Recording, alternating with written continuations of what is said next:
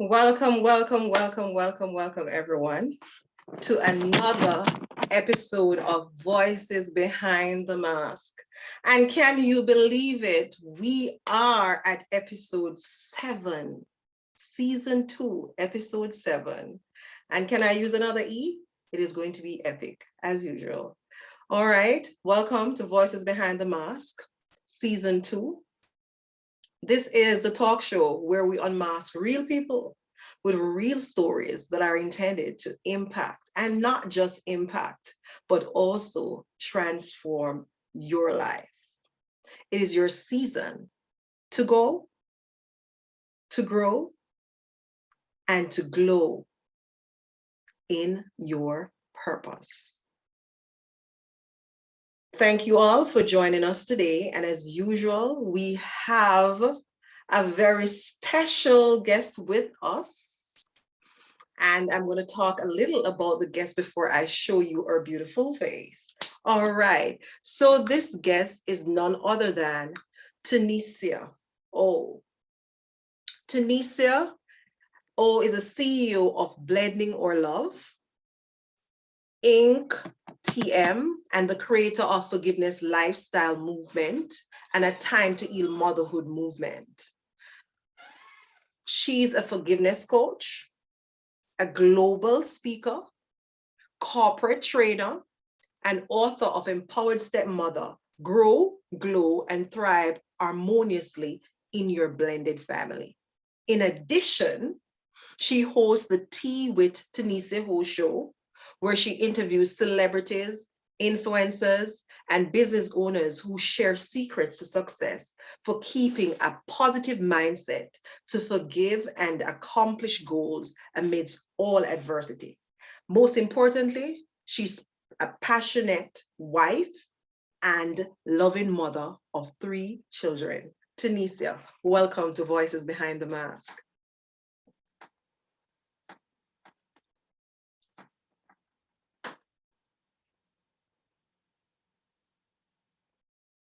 Can someone from the tech team please turn her camera on? Thank you, and unmute her.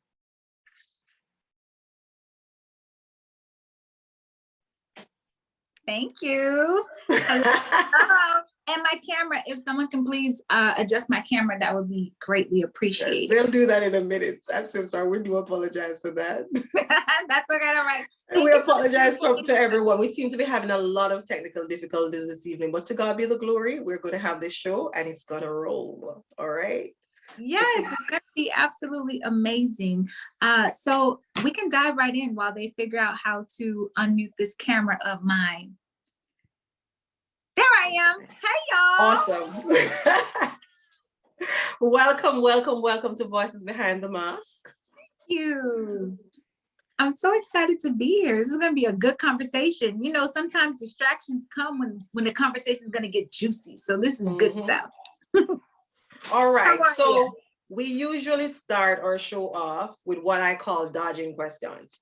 So our dodging questions are usually questions that should be fun, and the hope is that no one else has asked you any of these questions. All right, something interesting. All right. Okay. So a little about how I met or got in contact with Tanisha. Maybe about two years ago. She had a conference at a university in Maryland, and I signed up. I think initially I signed up to be a speaker, but then when I reached out, it was full, and so I decided to attend the event instead. Unfortunately, something came up and I did not get to go. So since then, you know, I have always been watching you. And one of the things that I love about you, I just absolutely love about you, is that you are just always just smiling. You know, you're just, you seem to be having a happy day every day. All right. So my question to you is, what's the secret to the smile on my face? So the first thing I would say is, if you see me smiling, it's genuine. I never force myself to smile just because. I do take a lot of energy and effort into my inner happiness, which obviously goes out to all of you. For some months, 2 months after my son went missing, I just was off social media because I know so many of you look for me to be happy and smiling, and I didn't have it to give. So one of my biggest things that I always tell the people in the Forgiveness Lifestyle Tribe is like, never pour. You know, everybody's like, I'm pouring into you, I'm pouring. I do not pour. I serve from my overflow, which means that any gift, everything that I'm giving you is always from my overflow. So if my cup is empty, like this cup is empty, you're getting nothing from me. My cup, even if it's all the way filled to the brim, you're still getting nothing from me. The only thing my husband, and my husband is sexy, y'all. My husband, my children, my friends, my family, you only get when this cup is overflowing, and whatever flows out, because the deal is if you waste it, if you aren't ready for it, if you don't appreciate whatever it is I'm giving, then I don't feel like I'm drained because I was giving you something I didn't have. My cup is always full first, and then I serve. So when you see me smiling, that just means you're getting some of that good overflow. That's what that is. I love that. I really, really love that. And that is something that we all need to emulate. And that's something I've been saying recently, like, but I say it in a different way. I said, you cannot give from empty. You know, you cannot give from a place of empty. And so you have to get to a place where you're full. And so you can give at that point. But I love what you say.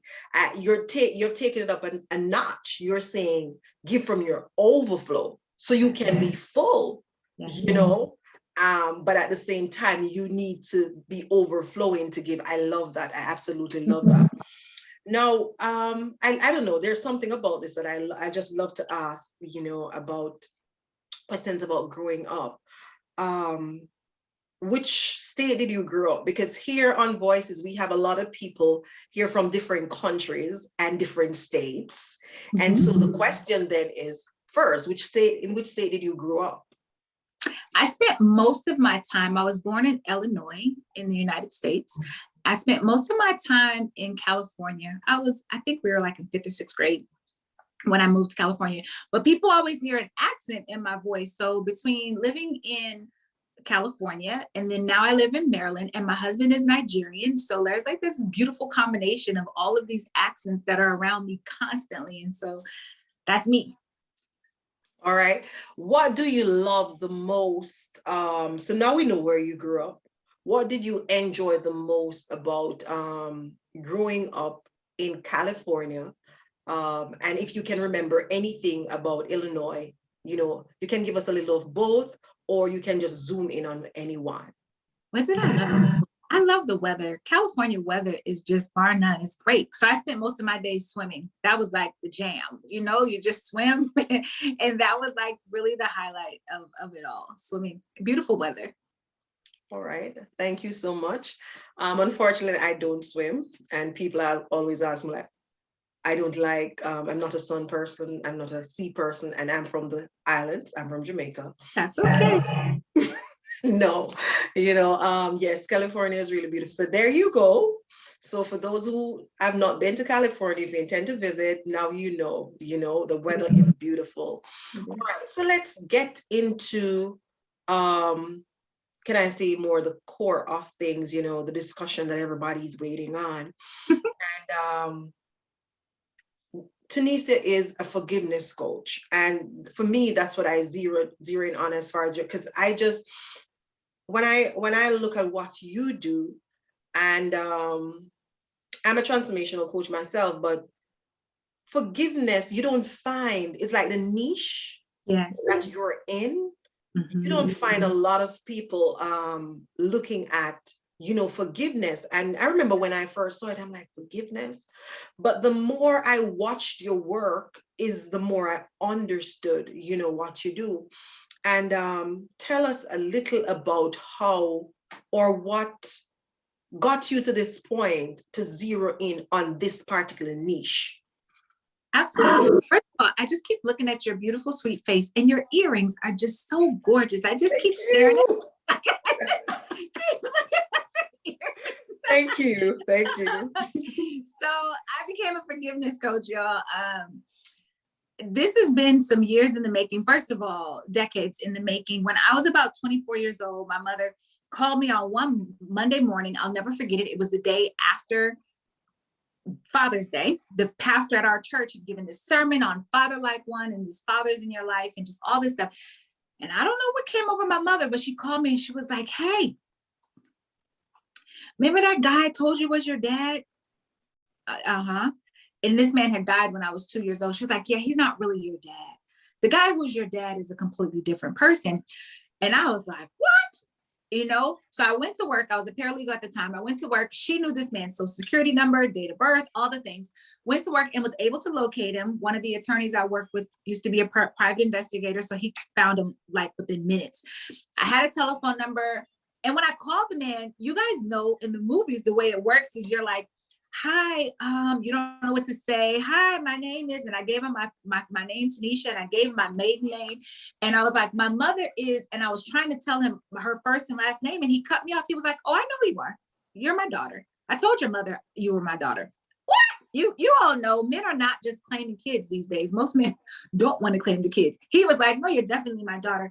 And so that just sent me on this spiral and of trust, and of course questioning all of my identity.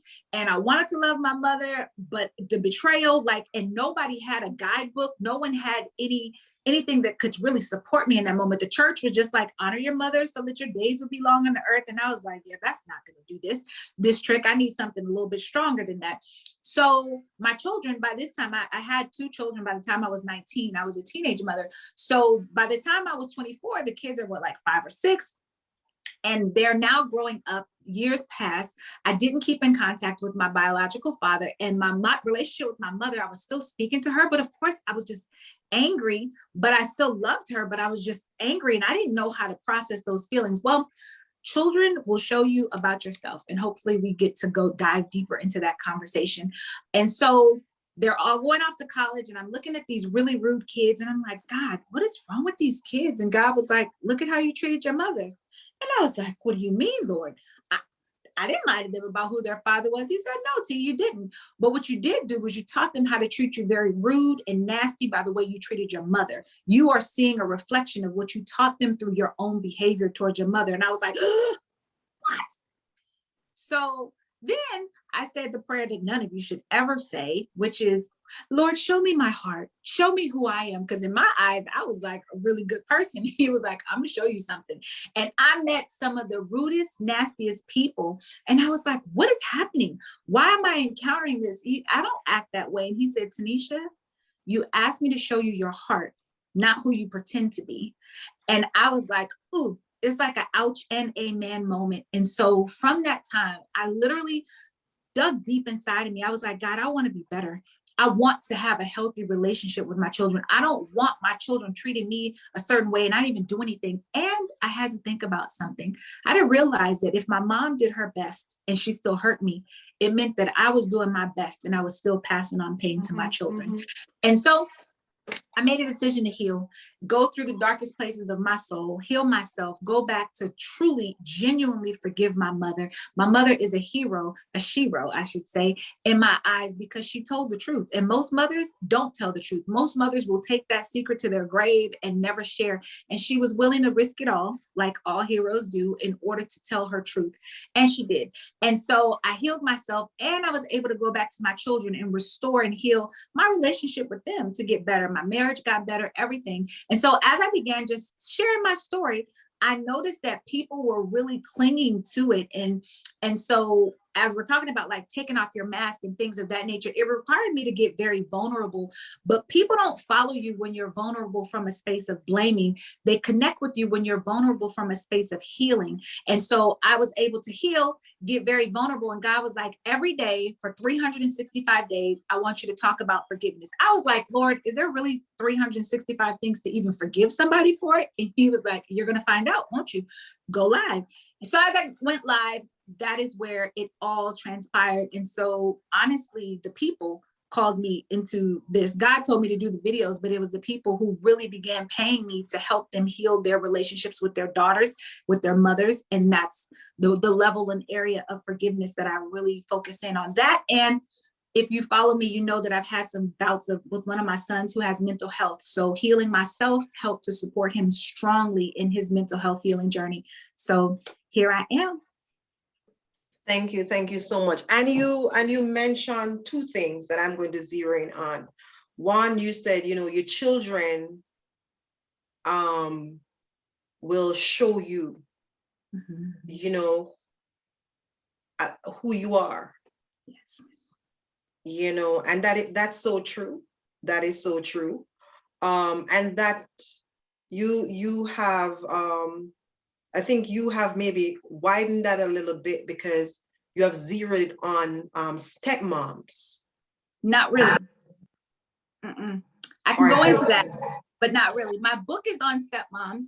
When I Mhm. first started, I was going to focus on supporting stepmoms, but I didn't like it. Stepmoms complain too much. Women who focus on being a stepmom, they complain too much for me. And I'm all about results. That's I was going to ask you about the book because there was something interesting about the book. The step is The crossed out. step is crossed out. Mhm. And Yes. so, yes, and now if you want to elaborate a little more on that, I don't know if that's the reason or. Oh, absolutely. I'm a mother. So I have 3 beautiful children, 2 of whom I gave birth to. They're adults. I have 2 26-year-olds. My daughter will be 27 in a couple of weeks.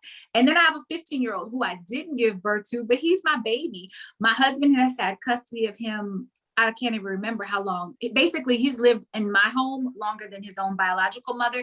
And the gift has been that I've been able to support him and his biological mother with their healing journey and forgiveness and connecting them, because I'm an extra layer of love to my baby boy, not the only layer of love. His mother is very important. She actually texted me the other day and was like, I want to come over to the house. I want to have a talk with him, with you there. And she was like, when's a good time? I was like, send me your schedule. I'll connect, And so she knows that I always bring the 2 of them together. So my voice is not only for That's stepmoms, powerful. although many of my clients are stepmoms. If you're just focusing on being a stepmom and trying to heal that, that's not my jam. I just don't have time for you to cry over your life all day. Like, I'm all about results. Let's get to the healing. So it's just a different, and there are people for that. And I love them for that. I am a woman who's a mother.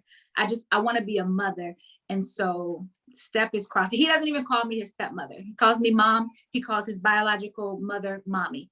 And that's that. So he has 2 moms. He sure does.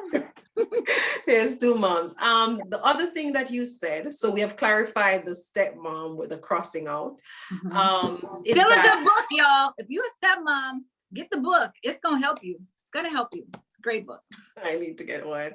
But I share the same view as you. I have a stepchild and I don't tell people, I say my son. Mhm.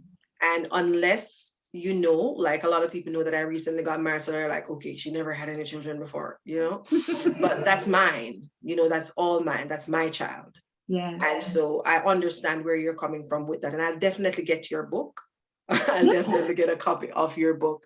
And I hope there are others in the audience who, needs a book, get a copy or give the book to someone as a gift who you think needs that book.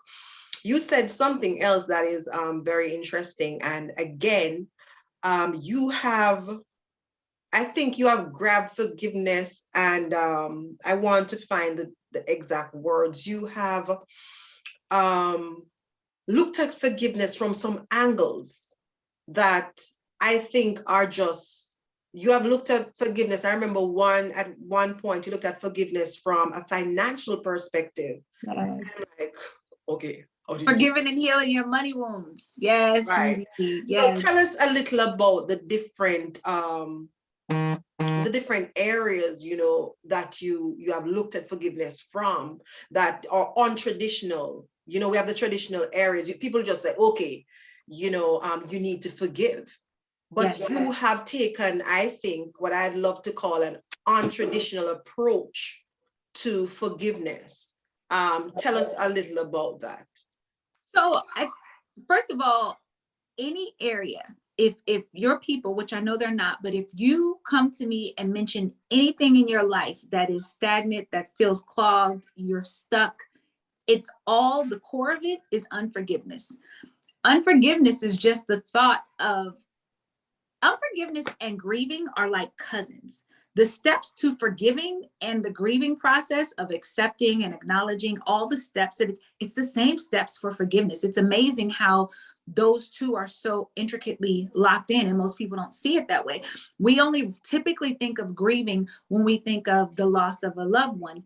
We don't think about grieving when we think about the loss of a marriage, you know, not getting a promotion or a job, or starting a business and never getting clients. Like, you don't think about it. And the reality is, all the things that are happening in, or even you're grieving because you feel alone, you feel like you're overlooked, you're not seen. All these things are, as will our unforgiveness or bitterness or pain. That's the unforgiveness towards the person that you feel has hurt you or wronged you. So I look at forgiveness as a lifestyle because it's a constant thing. It is something you're always doing. I have a forgiveness journal. I write in it every day. And I always tell people when something happens, I was like, you're going to make your way to my forgiveness journal. I'm going to be forgiving you tomorrow. But and sometimes they'll laugh, but I'm telling the truth. And also, I always put myself in my forgiveness journal at minimum 3 times a day. I will always say, I, Tanisha, forgive myself wholeheartedly, lovingly, kindly, gently, however I want to forgive myself. That's it. Some of the areas that people don't think about forgiving areas of your life. So think about forgiveness, not just with people. We always think about people to forgive. Most people don't think about forgiving themselves, meaning forgiving yourself for staying in a relationship too long, forgiving yourself for forgiving someone else when you know you really haven't forgiven them. And then you're annoyed because they're acting like life is as usual. And you're like, why are you pretending like we're moving on when this thing just happened? And it's because you told them that you forgave them. And so they've moved on and you haven't. So you forgave somebody before you forgave yourself. Or, you know, like those things. Forgiving God. Many people are afraid to even say, God, I got a problem with you, but God is our friend. You're supposed to be able to go to him honestly and openly. He already knows. So forgiving God, forgiving and healing your money wounds. A lot of times you're wondering why money isn't flowing to you, but it's not flowing to you because there's something that is blocking that anger, that resentment, or that idea of money doesn't grow on trees. It doesn't come frequently or easily. All those little childhood things you heard, or the poverty that you stayed in as a child, and you're afraid to spend. And it's like this constant battle or war with money. You got to forgive and heal those things. And so if it was unconventional, I think that it's unconventional to some, but it's the one thing that is known to the people who are the 1 or 2% who are extremely wealthy. They realize the importance of the forgiveness in order to get the money to flow, to know that they don't just know that they deserve it in their mind, but in their heart truly believe and heal where it was. For me, I didn't grow up super poor. You know, some people have these stories. I thank God didn't have that. But because I didn't value money. I didn't value it the way some other people may have. So it's being honest with yourself. So I guess the best thing I can say about forgiveness, one of the best things I can say is that you will always get the answers to the questions you desire when you're ready to be honest with yourself. You have to be willing to be honest with yourself about what's really hurting me, and then forgive yourself and other people. So forgiveness is not a word that is just a word like the. Forgiveness is a process. It's a journey.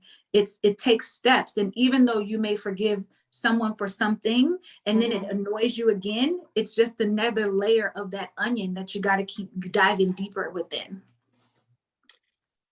Thank you. Thank you so much. That's a lot. That's a lot. Yeah. But like I say, you have taken an untraditional approach to forgiveness.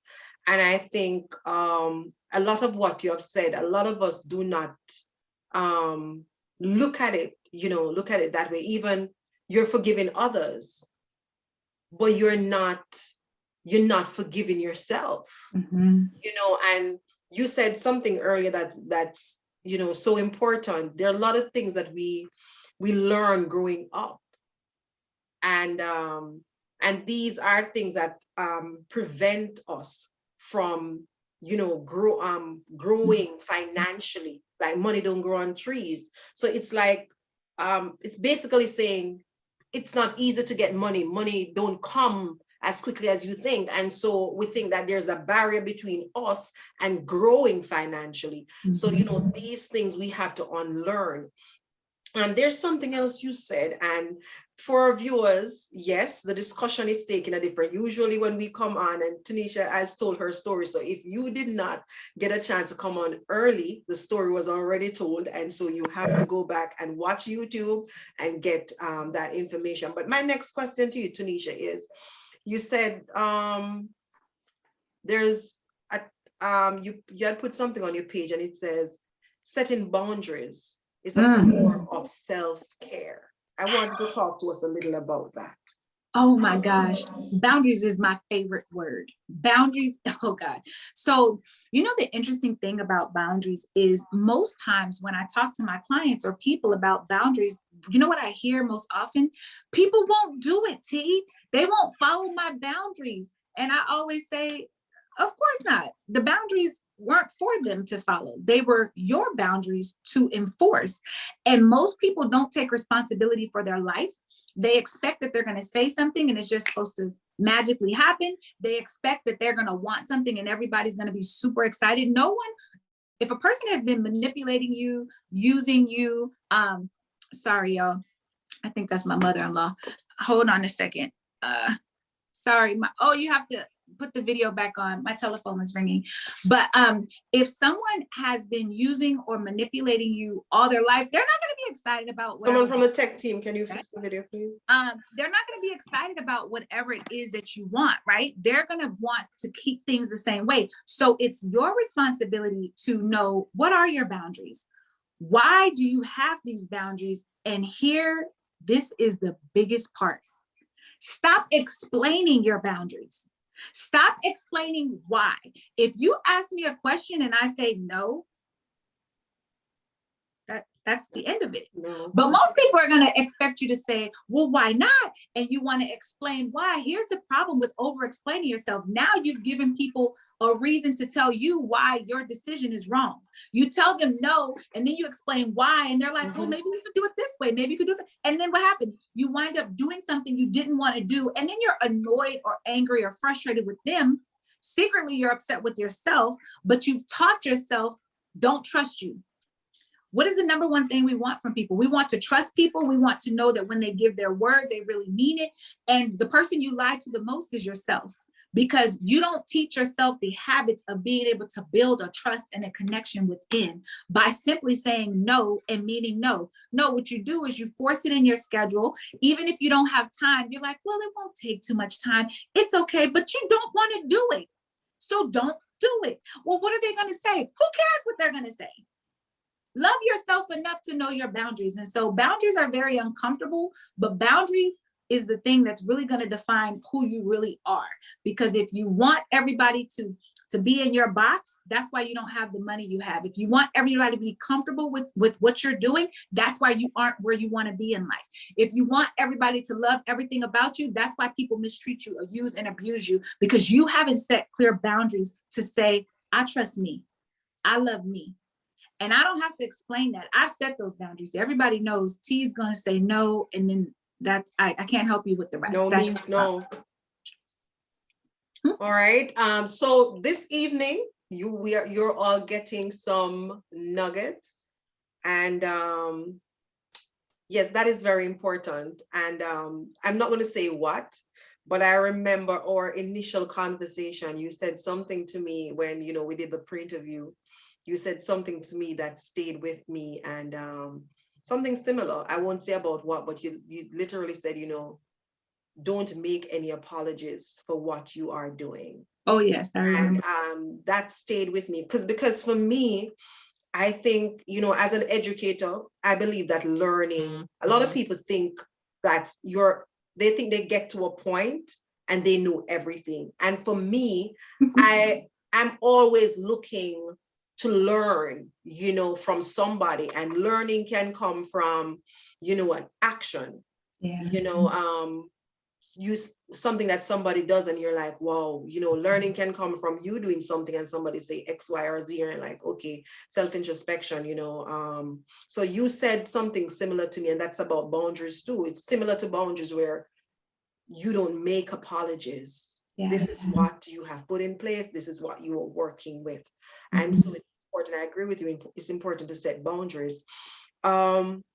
and this was on the flyer. And I think this just jumped out at me. And I went ahead and I did some background research and I used your page and I, and I was looking at, I like it. You said when women come together, we can heal anything. Absolutely. And the anything is, that's very powerful. Yes. That's very profound. You said we can heal anything. Expound on that a little. I think about my relationship with my younger son's biological mother, right? Before I was married to my husband, they were never dating. She was a girl. They had had sex a couple times, and this young, beautiful gift was conceived. And so when we were dating, I kind of minded my own business. That's their thing. But when we were married, now you're talking to my husband, it's a different thing because you won't cause chaos in my home. Comes down to boundaries, right? And I realized that all of the confusion that had taken place up until I came on the scene involving myself. My younger son wasn't even 2 when I met my husband. So I had been around for quite some time, right? But there was just all this bickering and confusion. And I was like, this is not going to work. We have to do it differently. And I said, I'm going to become the point of contact. There was a restraining order. And so for some time, she couldn't communicate with him. But once the restraining order expired, he was like, oh, this was the best year of my life. You're going to stay in this place. Like, I want you. And I realized that although she was frustrated, annoyed, and could not stand talking to me, there was more peace, there was more harmony, and there was a deeper understanding because she wasn't going to talk to me the way she talks to my husband. I wasn't having it, and it just wasn't going to work. And so what I began to see over the years, now my son is 15, that there was far more peace and harmony when the 2 women came together because I was mature. No matter where she was in life, I was not going to shift who I was to make her comfortable. I'm like, hey, this is where I'm at. You get to come to right here, or you stay right there, but I'm not budging from where I am. And she was like, and it took her years, but she realized she actually literally wrote the foreword to my book, thanking me. As a matter of fact, she wrote the foreword thanking me. And she recently wrote a letter to my younger son, a forgiveness letter, because I was talking to her about writing forgiveness letters. And she wrote the letter and she was like, I can't thank her enough. I'm so sorry for bad mouthing her, speaking of me, to you, because I don't know where I would be, where our relationship would be without her. She was so loving, right? And so it showed me that when women come together, we can heal anything. And I know that a lot of people are like, women are this and women are that. That's your experience. My experience with women, I meet the kindest women, very good women, very wealthy women, women who are in all these different spaces and stages. But the one thing we have in common is we're there for each other. And so my experience of women that way is, remember when God showed me my heart versus what I say, my heart has shifted and healed towards women. So when I hear women make comments like, I really don't like women, you know what I hear? You don't like yourself because you're a woman. And when you say, I don't like women, well, you just told me you don't like you. I love women because I love me. I love my sisterhood. I love all things about us. My husband always says, you're such a feminist. I'm like, I am. And I love men and I am very pro women, So that's the thing I would say. Though, if you're having a hard time connecting with women, really explore your motherhood wounds, your grandmother, like how did the women in your life deal with women? What was your experience with women? And then look within yourself, and then you begin to heal that, and it'll heal your circle of people around you. So when women come together, we can heal anything. Wow, that is, I tell you, the stories continue to come. I thought the stories are over, they're coming. I love that because that is one of the greatest rifts that you find in society, where one individual, was with somebody else, and then they marry somebody else or relationship with somebody else. And then there's this rift, between both individuals. And so, to me, it's unprecedented. It's just different. But, having the person getting to that point where she's, writing these letters and so on. But you said something, and I think that's a nugget right there to leave with, not end with, because this is not over. You said, I'm here. And if you're here, I'm not coming down. Mhm. And I'm staying in my position. So if you want to reach me, or you want this to get any, where it's supposed to be, you need to get here. And so, and that without any form of aggression or anything like that, because a lot of times that's what you find, a whole lot of aggression. So that's something, and I hope those who are, in the audience, you're taking notes, and these are some lifestyle changes, and it's a lifestyle that you make. Absolutely. My next question is, the words that you use. On Voices, we talk about, and in my book as well, go, grow, and glow into purpose. And when I saw your words, I'm like, okay, here is something similar. Grow, glow, and thrive. I know. When I saw Yes. that, I was like, So tell me a little about that. which part? The title of the book? The term, the go, grow, and thrive. Tell me about it. So the grow, glow, What and does it thrive, mean? that is, well, the complete sentence is grow. It's the title of my book, one, the subtitle, I should say, for Empowered Stepmother. Grow, glow, and thrive harmoniously in your blended family. It takes a level of growth. I didn't grow in my love and understanding for my younger son's mother until I had that deeper love with myself. I had to grow, because the reality is no woman dreams of being a mother and then dreams of having to knock at another woman's door to visit her child. That was something that I had to realize, like there were all these things. And so glowing means, like, as in a blended family, so often you paint on this smile of being so happy and you're miserable. You're crying yourself to sleep. You feel overlooked, undervalued, unappreciated. You're doing all these things, and this child is just like, whatever. They only come to you when they want something. And so you have this fake smile on your face. You're not glowing. You're just faking and pretending. And thriving means that you're winning. You're not just surviving, like, oh God, I'm barely making. No, like, you're kicking butt in life. It's working.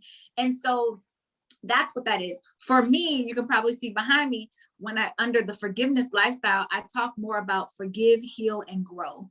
Forgiveness is everything that's in the past. Healing is the present version of yourself, however you respond right now in your life. If it's an adult tantrum, if it's cussing people out, if it's arguing, if you shut down and stop speaking to people, you go into depression, whatever it is, that is your highest level of healing. Even if you say you've done all this deep work, however you respond under pressure is your highest level of healing, and growing is your future. So when I think of life, I always think of the past, present, future. Like, that's how we respond. So forgive, heal, grow, past, present, future. And so grow, glow, and thrive. Those are all the things that are moving forward for a stepmother, and moving forward in her blended family.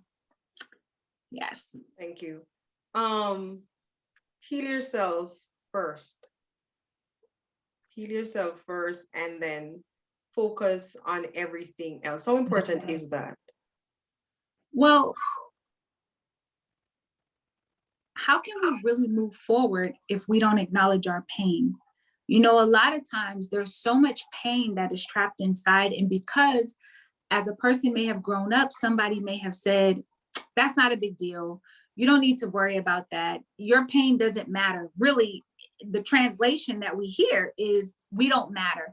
We just have to make sure everyone else is okay. And that's why we're in a society where you care more about how other people feel, how other people are, versus focusing on your own heart, how you feel about something. And so healing you is critical for growth. The reality is, there are certain times where my children may experience me and they see this adult version of me. But if I'm triggered by something that happened when I was a younger girl, and I haven't healed or haven't acknowledged it, my response is that little girl versus the adult mature woman.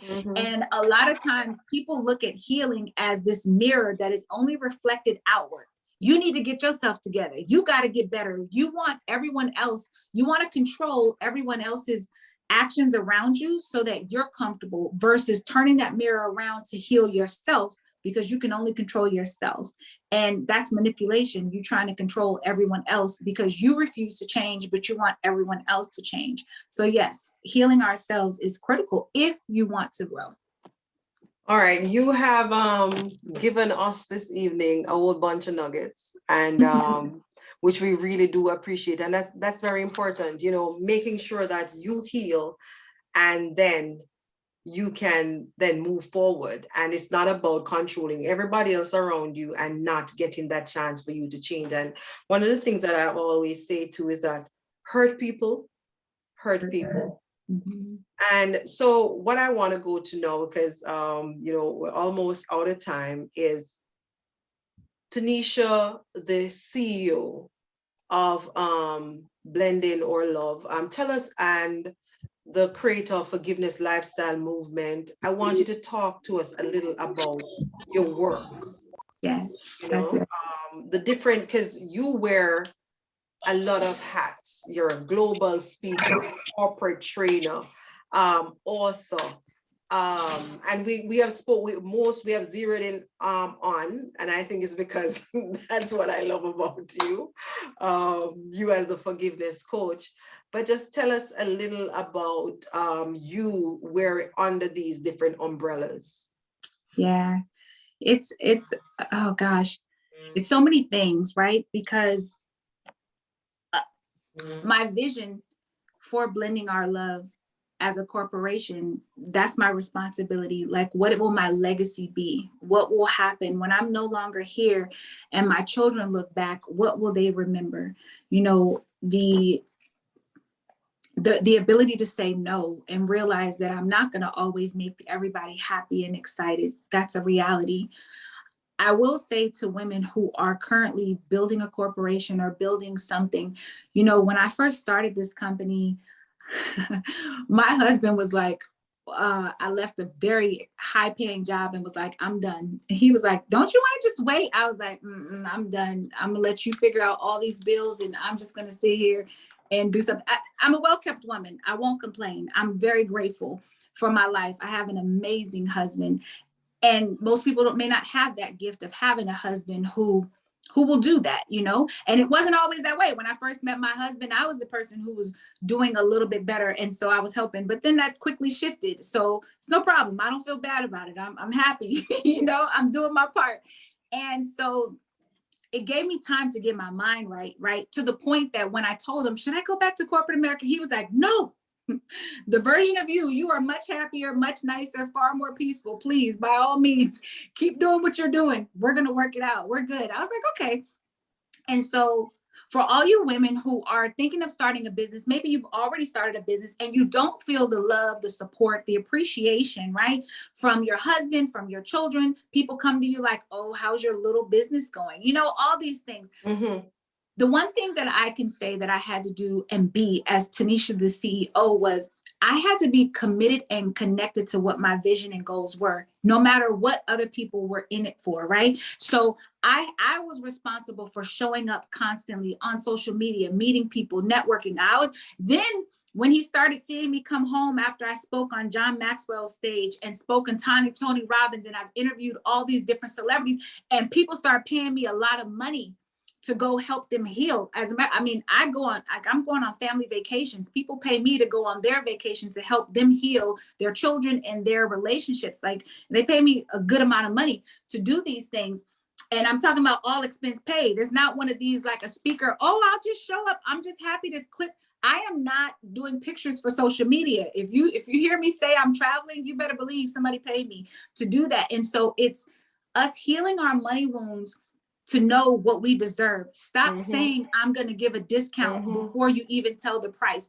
Because let me tell y'all, I'm going to lean in. My husband is sexy. Okay. I love being in the bed with my husband. I love my children to the core of my soul. And as the CEO and a woman who has a daughter as well, if you think I'm leaving my man to come look at you for free, I'm not doing it. So when I price myself as a CEO, you can never pay for Tanisha. You can pay for the services that I provide to help you heal. I'm a healer. You can pay for those. So as a CEO, you have to decide what is the price for your service, not for who you are. So I put a price on my services, people pay that price, and I have to make sure that the price is high enough that when I'm away from my husband for days on end, and I'm traveling and I come home for 2 days and I'm gone, and then maybe he needs to travel and I'm like a fish, when it happens that way, I got to make sure it makes sense. And it needs to make sense to my husband as well. It has to make sense to both of us.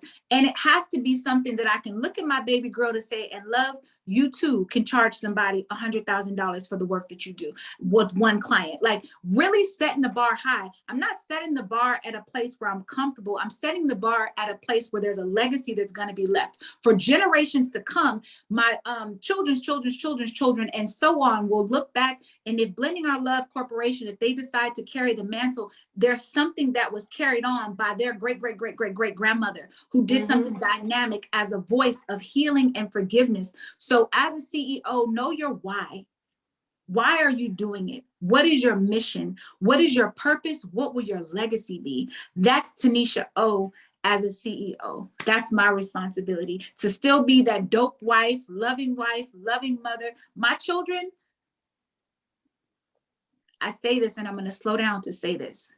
If you are in business and your children, especially if you're a healer, a speaker, or saying that you do all these things for the world, and your children are not experiencing that version of you, you're failing. I cannot say that I'm a CEO and I'm out healing families and helping people do all these things, and my family and my children are struggling because they can't get access to me. I literally have 2 telephones. One is a business phone, one is my personal phone. When I'm out, it's likely the business phone is off, but my personal phone that only my children and husband have access to, they can always reach me. Like, never be too big that you're so important that you're more valuable to the people outside of your home than the people in your home. That's Tanisha, the CEO. I hope that answered you. Thank you so much. Again, a lot, if there are persons who are on who are, starting, I know I got a lot of what you said, but I'm hoping that if there's others on who are, starting their own business, or if you're in business, it's basically, in a nutshell, know your worth. Yes. Know your worth. And one of the things that I believe as a Christian is that your family is your first point of ministry. And that's basically, what I'm hearing. You see, I'm translating my, what I hear, and how it speaks to me, because your family is your first point of ministry. And so you have to understand, because a lot of times, just like you say, families break down because you are out there doing all that you're doing. And so you are not, taking care of the emotional side of your family. A lot of times we're taking care of the material side of our family, but that emotional side is so much more important. A lot of individuals in a family would prefer to have that care side, the side where you show the feelings and, all of that, as opposed to getting all the material stuff. So yes, I believe that that is important. Now, you are not just a speaker, but you are a global speaker. I lift my hat off to you, and tell us, a little about, that experience. I'm a motivational speaker, but I've never spoken, outside of the countries that I live in. So, but you still host a great platform for people all over the world. So that's dynamic. I do. So, one of my affirmations is, and I'll just say it out loud today, is that my intention is to do what you do, to become, and usually in my affirmation, I say I want to become an international, transformational speaker. So I will always say that until it happens. I remember doing a course with Robin Banks, and he's big on affirmations, and that was when that came about. And I'm always saying that I'll continue to say, but tell us about that experience. We're coming down to the end of the show, but tell us a little about that experience. Sure. So I'm grateful. In the first 13 months that my corporation was open, I had spoken in 4 continents: South America, of course, North America, we're here, and Africa and Europe. My husband is Nigerian, as I mentioned, and I don't know if you know it, but like most Nigerian women aren't too excited about American women marrying their men. They're like, And amazingly, the beautiful thing that I've noticed is that no matter where I go, as long as I'm connecting with the souls of people, which is what I do, I connect with the soul of people. They love me. I'm involved in all sorts of women's groups. Even since COVID, I've been on the news in Nigeria because I've spoken at events. Like, it's a live event, but they bring me in virtually, and I'm like on the news, and it's so fun. My mother-in-law is like, like, she absolutely goes crazy. She loves it. So when I was in Paraguay, which, and I may pronounce that wrong, it's okay. I was there with John Maxwell, and I didn't know I was going to be speaking, but I ended up speaking. And as a result of what I spoke, I was invited on a bigger stage where John was speaking with to over 6,000 people. So it's really dynamic. You know, when you make room for yourself, God will open the doors. Like when you say, I'm ready, right? I spoke in London on radios, and this is all about connections and friendships, you know, like building relationships with people. Me, I'm big on connection. I went to a conference last week, and my daughter went for the first time, and she's like, Ma, you know everybody. Like, how do these people know you? You know, and I'm like, because I talk to people. I don't wait for people to talk to me. I'm like, hey girl,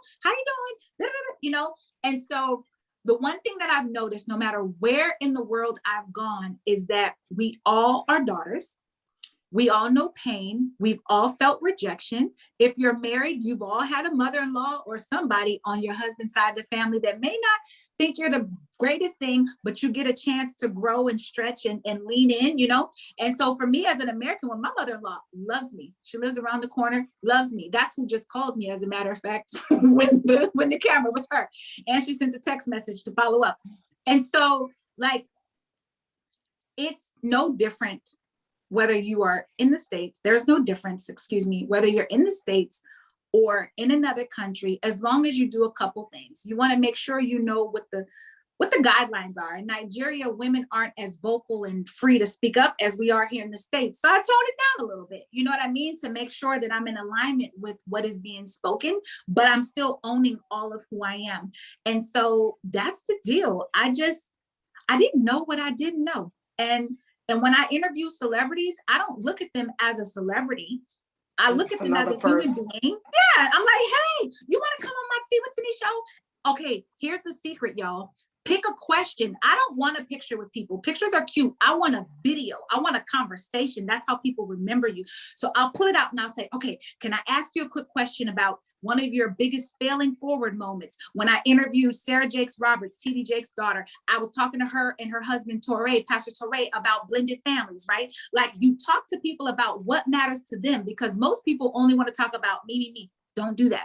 Talk to them about them, and they're going to answer you and be excited. I ask people, who or what did you have to forgive in order to become who you are? I find these really good questions to ask, and people are always excited to talk about themselves. So try it and tell me, message me, tell me about your daring moment to speak up for yourself.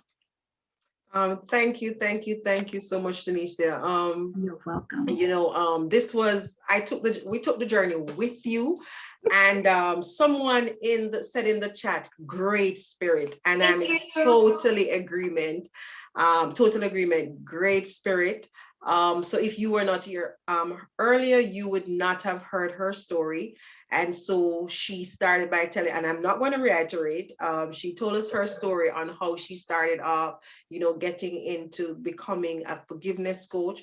And also we got a number, there's just so much, you know, so much nuggets that you gave us today. But my takeaway is I'm staying here. Yes. You know, that's my takeaway. I'm staying here. And if you want to stay here, that's up to you. But I'm not coming down here. And that's my takeaway today. Again, I just thank you so much for coming on, because I know you do run a busy schedule. And a Saturday, when you told me a Saturday, I was like, oh Lord. I don't meet clients. I am not available for a Saturday. I was like, But then my sexy husband is out of town. So I was like, okay, I can meet you on a Saturday. I can meet you that Saturday. Thank you. And you know, we had to go through, and just for the audience, I was like, this week, and she's like, I got something for that week and I'm something. traveling. And so, you know, she has a number of engagements. And so I do really, really thank you for taking the time out Of course. to My come pleasure. and share with us. And if I there's am any, never too important, never too busy, never too anything to connect with beautiful people. I love connecting with people. It's an honor. I'm always grateful when people invite me to join their tribes. So thank you for the invitation. I'm grateful, genuinely from my heart. I'm grateful. and thank you so much. Is there anything, any closing, anything that you want to throw out to the audience before I ask you one last question? Spicy. Yes, you all follow me on Instagram at Forgiveness Lifestyle. I also, if you're more of a Facebooker, I have a page, Forgiveness Lifestyle. I don't friend everyone on Facebook, so that's why I say IG. So if you DM me, I'm going to respond. If you're curious about the work that I do, how you can connect with me or possibly hire me, let me know. Grab this book. Oh, it's so good. Please, Empowered Stepmother. It's on Amazon. And I hope to meet and connect with all of you beautiful people. Thank you. All right. So if someone here on this show is the version of your younger self, what would you tell them? That person went through what you went through and did, let me say, took on the character traits that you took on at that time, not the person you are now. Of course. What advice can you leave with that person today? Yeah. Be gentle with yourself. Be gentle with yourself. And you don't have to hide behind the pain. It's okay to be vulnerable, and it's okay to share your pain so that you stop spewing it out on innocent bystanders. A lot of people were impacted negatively because of my pain, and I really didn't know how to put it. So be gentle with yourself, give yourself the grace that you need and the grace that you give to so many other people while hoping for it in return. Just stop waiting for other people to approve of you, to acknowledge you, to affirm you, and give yourself the love that you desire and crave, but that you're giving away versus taking it for yourself. You're not selfish. Just hold that love tight. You're lovable, you're valuable, you're important, and you're forgivable. And I love you. Thank you so much, Tanisha. Usually at this point, we allow individuals to give, throw in the chat, say something to Tanisha. So this is your time. This is your opportunity to do that.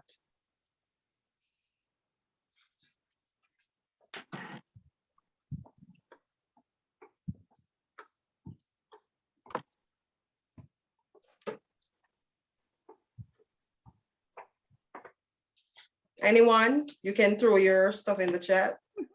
All right, here someone said, I love that you crossed out thank you. step in your book. Yeah, I love that too. Yes, Mara said, I love that you crossed out step in your book. I love that too. Yes. Thank you. Yes. There is a stigma. So much stigma behind stepmother. Yeah. Always evil. Yes. Yes. Stepmothers are always seen as evil. Yes, that's true. That's true. I think that comes down to us deciding if we are going to define ourselves or if we are going to allow society to define who we are.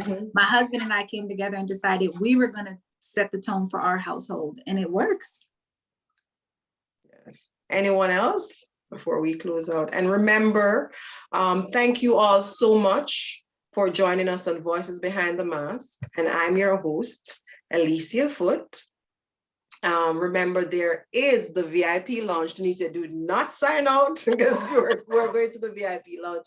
Remember to join us in the VIP lounge. That is where you get the opportunity to meet her backstage and ask her, a few questions for a short time.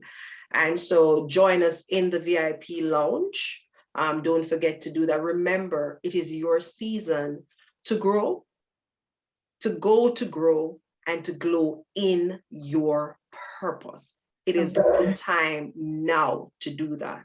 All right. Any other comments before we close out? All right. So we're closing out with great spirit. I want to tell your audience, if you haven't invested in yourself to be in the VIP, it costs them to be in VIP, right? Yes, it does. She doesn't even know I'm going to say this, but I'm going to tell you this. Like, you're expecting abundance, you're expecting overflow. I charge over $1,000 per hour for my time, $1,000+. So the value of just her, you know, my connection to her, and you being able to come and I may not have all your answers, but what if there's just the one sentence, the one tweak, you ask me a question and you invest in yourself, and you've already invested in yourself. So kudos to the people who have. Never miss opportunities to get into the room. The reason why I've had the success I've had is because I've invested in myself to be in the room, because I never know where it is. So I'm always like, oh, VIP, absolutely, because you want VIP treatment, but you don't want to pay for it. And invest in yourself. If you miss out on today, don't let it be the last time that you miss out on. This is a beautiful woman, and I know, because if she's connected, reached me and I've said yes, there's beauty in all of us, but I'm just not aligned to everyone, and neither are you. So invest in yourself. Let this be the last time you're not in the room to ask the questions, because some of y'all are going to want to DM me and ask me 5 million questions, and then I'm going to charge you. Not even I'm going to think about charging you. You will pay, because I know my worth, and I want you all to know your worth as well, right? So I hope that you click whatever the button is. Make sure you give them the link. Let them pay you. Oh, the tech person, can you please put the link to the VIP in for the people who may want to pay right now? And if you are a business owner and you're struggling with wondering why people aren't paying you, the question is, what are you selling? And you got to get people used to paying you. People don't pay me tens of thousands of dollars for what I do because I'm not charging. It's because I'm comfortable telling you this is how much it's going to cost. And you got to get comfortable. I'm the same as all of us. Let's get used to normalize making a lot of money in a short amount of time. And let's get used to investing in ourselves and stop thinking that we're going to free our way to success. You are not going to freebie your way to success. The degrees you have cost you something. Everything costs you something. And so get people used to paying you and get used to paying to invest in you. I love y'all. Thank you so much. And just to add to that, I was saying to someone today, I remembered when I decided 3 years ago that I was going to do this. And, you know, a lot of people do in terms of becoming a transformational coach. You know, I didn't plan to come out of the classroom. I just planned that, you know, I realized this was what I was born to do. Yes. And I was going into, so I talked about Robin Banks. I remember going to Robin Banks' class. I had to pay. And paying for Robin Banks' class, and those who don't know him, he is from South Africa, but he's an international speaker and coach, and excellent at what he does.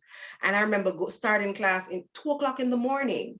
And so my classes ran from 2 in the morning to 6, but I'm like, okay, this is what I wanted to do. And I decided to learn from the best. I was buying courses from Les Brown, you know, Robin Banks, you know, I was buying courses from all of these different people who were top coaches and at their own craft. So yes, you know, you have to learn to invest in yourself. There were days when I paid from my credit card, and that's the truth. But I decided that, okay, you know, some of the time I paid from my debit, but there were times when there's nothing on the debit, enough on the debit or nothing on the debit to pay.